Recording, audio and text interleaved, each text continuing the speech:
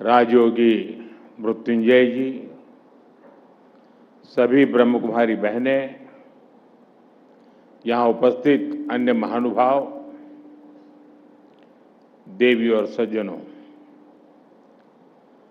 आज का दिन बहुत विशेष है।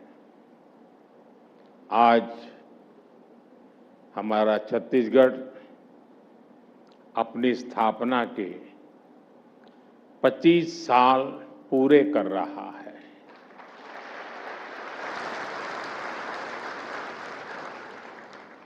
छत्तीसगढ़ के साथ ही झारखंड और उत्तराखंड की स्थापना के भी 25 वर्ष पूरे हुए हैं। आज देश के और भी कई राज्य अपना स्थापना दिवस मना रहे हैं। मैं इन सभी राज्यों के निवासियों को स्थापना दिवस की बहुत बहुत बधाई देता हूं। राज्य के विकास से देश का विकास,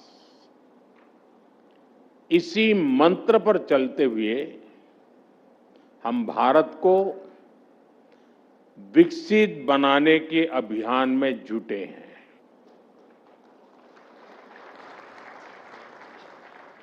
साथियों, विकसित भारत की इस अहम यात्रा में ब्रह्मा कुमारी जैसी संस्था की बहुत बड़ी भूमिका है।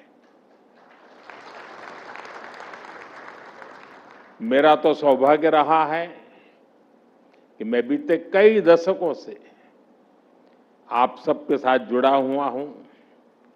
मैं यहां अतिथि नहीं हूं, मैं आप ही का हूं।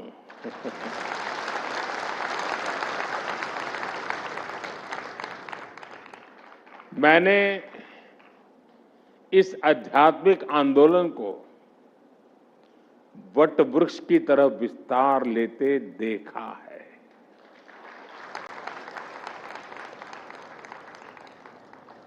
दो 2011 में अहमदाबाद में फ्यूचर ऑफ पावर वो कार्यक्रम, 2012 में संस्था की स्थापना के 75 वर्ष, 2013 में प्रयागराज का कार्यक्रम, आबू जाना हो या गुजरात में कार्यक्रमों में जाना हो, ये तो मेरे लिए बहुत रूटीन सा हो गया था। दिल्ली आने के बाद भी आजादी के अमृत महोत्सव से जुड़ा अभियान हो, स्वच्छ भारत अभियान हो या फिर जल जन अभियान, इन सबसे जुड़ने का मौका हो, मैं जब भी आपके बीच आया हूं, मैंने आपके प्रयासों को बहुत गंभीरता से देखा है।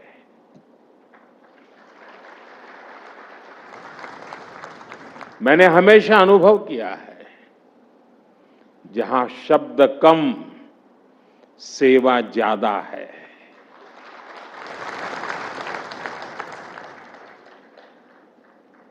साथियों, इस संस्थान से मेरा अपनापन, खासकर जानकी दीदी का स्नेह, राजयोगिनी दादी हृदय मोहिनी जी का मार्गदर्शन, ये मेरे जीवन की विशेष स्मृतियों का हिस्सा है। मैं बहुत भाग्यवान रहा। मैं शांति शिखर की संकल्पना में उनके विचारों को साकार होते हुए, मूर्तिमंत होते हुए देख रहा हूं।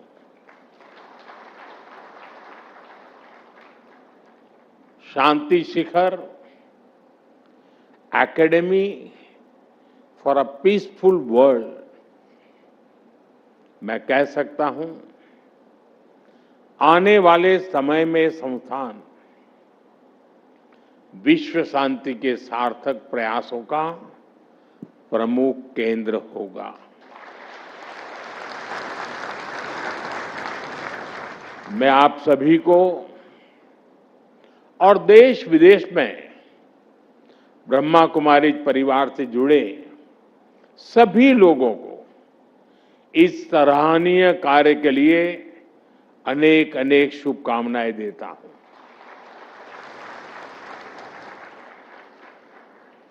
साथियों, हमारे यहां कहा जाता है,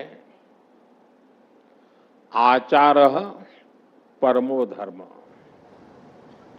आचारः परमम तपः, आचारः परम ज्ञानम, आचारात किम न साध्यते। अर्थात आचरण ही सबसे बड़ा धर्म है, आचरण ही सबसे बड़ा तप है और आचरण ही सबसे बड़ा ज्ञान है। आचरण से क्या कुछ सिद्ध नहीं हो सकता, यानी बदलाव तब होता है जब अपने कथन और करनी में कथन को आचरण में भी उतारा जाए। और यही ब्रह्मा कुमारी संस्था की आध्यात्मिक शक्ति का स्रोत है।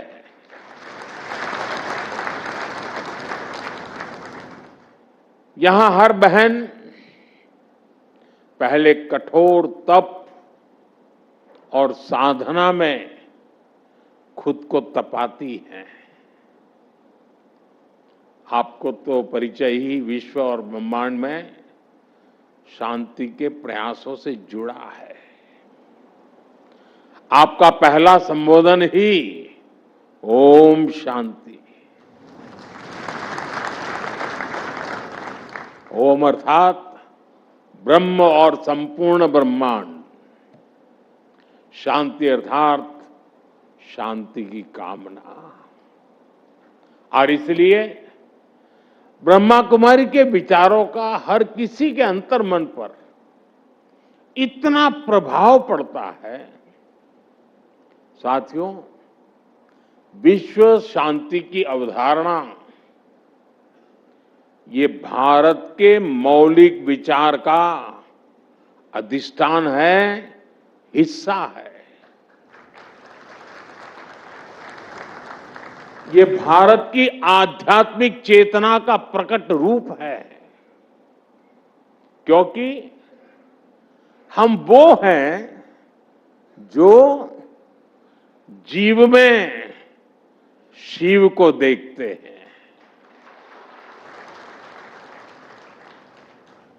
हम वो हैं जो स्व का विस्तार सर्वस्व तक करते रहते हैं। हमारे यहां हर धार्मिक अनुष्ठान जिस उद्घोष के साथ पूरा होता है, वो उद्घोष है विश्व का कल्याण हो। जो उद्घोष है प्राणियों में सद्भाव हो। ऐसी उदार सोच, ऐसा उदार चिंतन, विश्व कल्याण की भावना का आस्था से ऐसा सहज संगम, ये हमारी सभ्यता, हमारी परंपरा का सहज स्वभाव है। हमारा अध्यात्म हमें सिर्फ शांति का पाठ ही नहीं सिखाता, वो हमें हर कदम पर शांति की राह भी दिखाता है। आत्म संयम से आत्मज्ञान, आत्मज्ञान से आत्म साक्षात्कार और आत्म साक्षात्कार से आत्म शांति।